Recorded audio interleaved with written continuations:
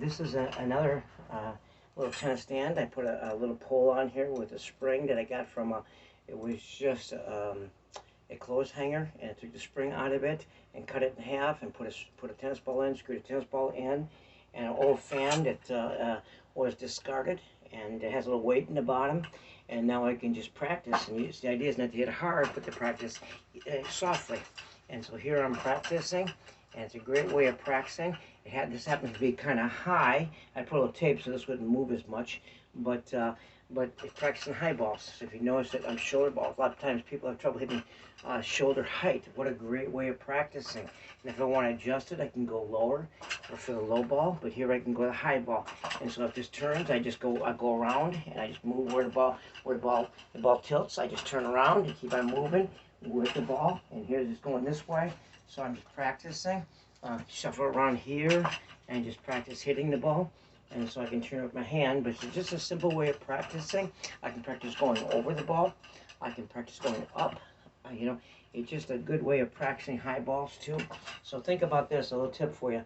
When someone hits a high, kind of like a lob or whatever, and they do moon balls, you can moon ball the ball back the same way. Just go up and moon ball the back way. And that's why they created this swing and volley oftentimes, because so many people moonballed, they would run up, and instead of hitting, letting it bounce, they would hit in the air. And so that's this, we have the idea of a swing and volley, where we used to have the standard volley. And so tennis is kind of creative.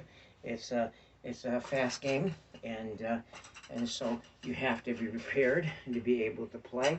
You have to be able to speed up the ball. You have to be able to slow the ball down. And so a lot of times people moonball because of the fact that they slowed it down, and they were doing it backboards. People that would just moonball the ball, and they would just wait. They had incredible patience and wait for the other person to miss. And the other person that wants to hit faster would get frustrated.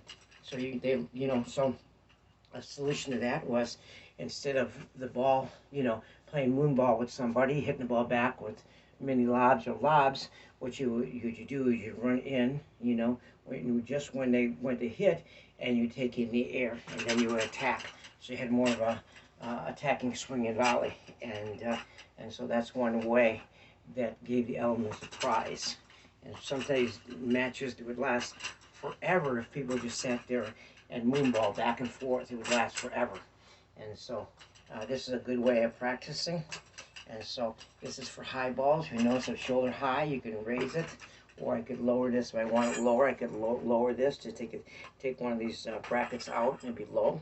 But it's a great way of practicing at home in the winter, and especially before you go to play indoors. Perhaps you're going indoors to play, and you want to make most valuable time of your indoor experience, so you would warm up at home before you go to the court. And so here's a great way of practicing. And so I hope this is an encouragement, and I hope you find ways to be creative and practice.